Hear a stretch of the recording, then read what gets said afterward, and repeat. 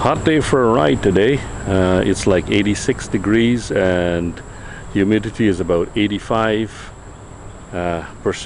so kind of muggy and not ideal for being out today.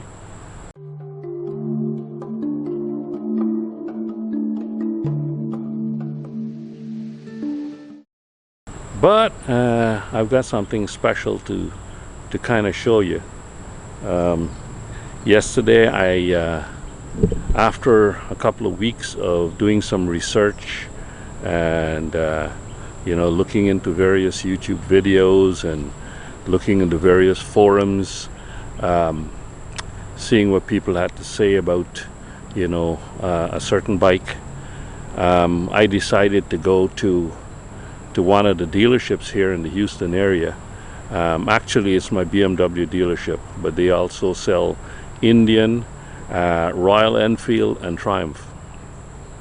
And took the bike for a test ride, and after I brought the bike back, they had a look at it, at my Tracer, and they felt confident that they were going to be able to make a deal. I wasn't so confident because I kind of knew what they're going to probably be offering me for the Tracer. I was in two minds whether to trade it or to sell it on my own. You get more money when you sell it on your own, but the difference in what I was prepared to accept on a trade versus what it would probably sell for on the marketplace, I said, well, okay, I'll allow them to make $1,000 on my request for a trade. Long story short, it's not an Indian. As you probably realize, I'm not a cruiser rider, so it's not an Indian, and it's not a Royal Enfield, and wait for it, it's not another BMW. For years I've been eyeing the GS BMW, the 1250, and they're going to be coming out with the 1300 later on this year.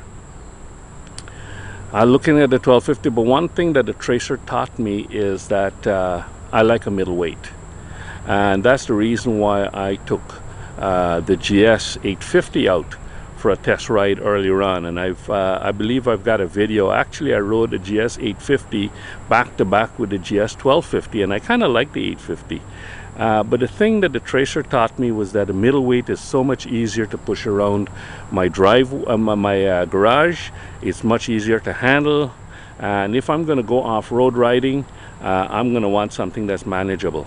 And the whole idea is to have a second bike so that I can keep my RS, because I don't want to get rid of the RS. So a second bike. However, I didn't want to spend too much money on this second bike because it's a second bike. And but at the end of the day, I like electronic features. I like a good premium bike.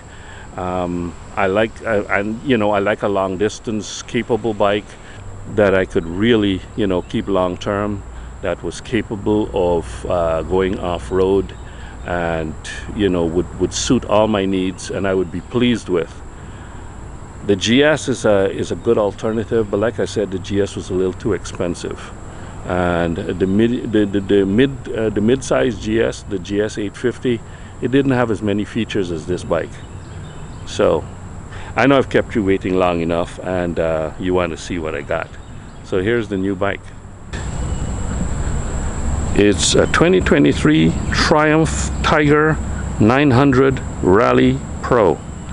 Initially, I was interested in getting the GT Pro because the GT Pro, while being a more road-biased bike, it still had enough off-road capability that I would be able to handle. But when I took the bike for a test ride earlier on, there was a Rally Pro that was right next to it, and I took that for a ride, and it was great. I mean, I was tiptoeing just as much as I tiptoed on my Tracer, which I've had for almost 2 years now, actually. And I figured, well, heck, I'll just switch over. Instead of getting the GT Pro, I get the Rally Pro instead. It's got the nice spoke wheels, still tubeless, and it's a nicer bike. And it's got more off-road capability because it's got that 21-inch front wheel. The GT Pro has got a 19-inch front wheel, and it's got more ground clearance. So, and also this color, this is Sandstorm.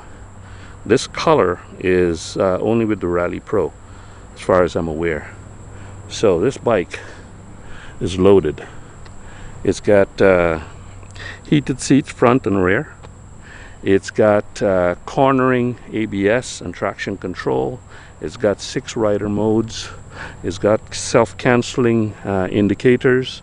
The Rally Pro comes with these auxiliary lights here already, and it also comes with lower crash bars. Remember, I was mentioning about the deal for crash bars. Well, they have some additional crash bars that will go up to protect the side of the tank. So that is the one that kind of like I've got to buy on my own. But this has got the Brembo Stylema brakes. Comes with a quick shifter. And the Rally Pro and the GT Pro both, the Pro is the top of the line. They come with illuminated switchgear, which no BMW comes with. Comes with a rear rack. I've got to put a rack here to put my top box on. You know how I feel about top boxes, but hey, this is going to be my daily rider, so the top box has got to be fitted. Plus, Donna will only go on a bike that has got the top box on because she doesn't want to fall off. But yeah, this bike has got a lot of good features. It's got this brake pedal that can be flipped around for off-road use or on-road use. It comes with a center stand, which is not necessarily a good thing for off-road, but like I said, I'll be riding very light off-road. One of the things that it does have is this windscreen, and I was so pleasantly surprised at how efficient that windscreen works. It's got this hole in it, and I don't know if that makes a difference, but when the windscreen is in either the lower or the upper position, and it can be adjusted, when it's in either the lower or upper positions, I get no buffeting at all. I get smooth airflow, and it's pretty darn quiet on my helmet. I get airflow to my chest, and it's amazing. So I think I'll be able to live with this in the Houston heat of summer. So that's a very pleasant surprise. Like I said, I don't have to buy any auxiliary lights. It comes with them. It comes with LED blinkers and LED lights all around. So it's great. But a lot of things have to be added to this bike. I'm gonna have to add, like I said, more crash bars here before I'm comfortable taking this off-road, because when you go off-road, obviously you're gonna drop the bike. So I've got to change that. I've got to put a sound bomb on it, as I automatically do. I put a sound bomb. I also automatically put a garage door opener. The most important things are to put my phone mount on it, my easy tag brick, so that I can go through the toll roads. I've got to install my garage door opener. And last night I ordered the first thing for this bike, which is the GV rack and top plate for my monokey V47 top box, which is old.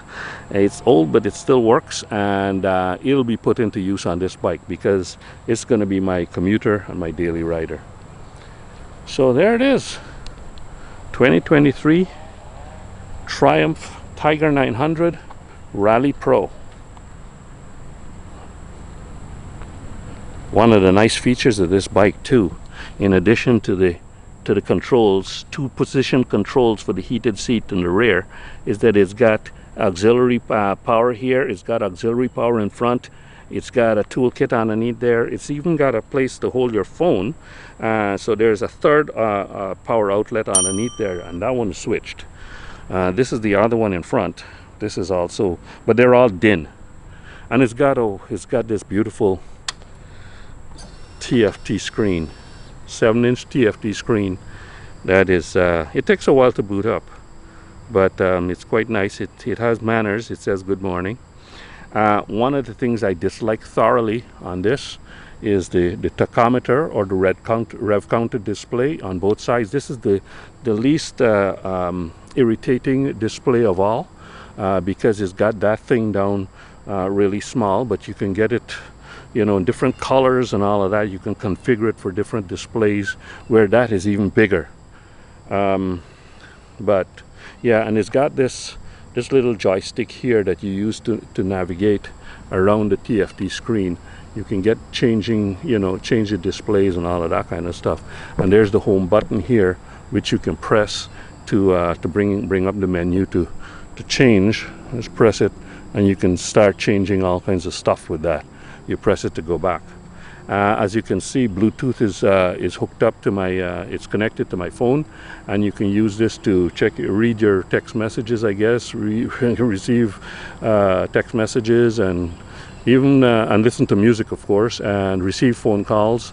And also with navigation, you get turn-by-turn navigation on this. You don't get a map, but right up in this corner here, you'll get you know, indicators for turn left, turn right, go straight ahead, so much, you know, so many yards or whatever.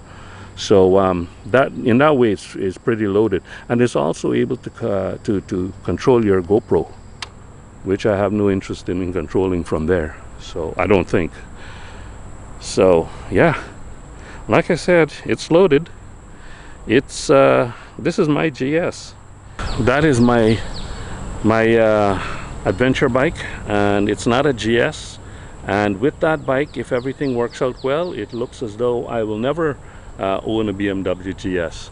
But that's not to say that I won't own an adventure bike for motor camping and for dispersed camping and that kind of thing. So I've got the machine now that's capable. I've just got to outfit it, but it's a beautiful bike, and it's the nicest color, I think.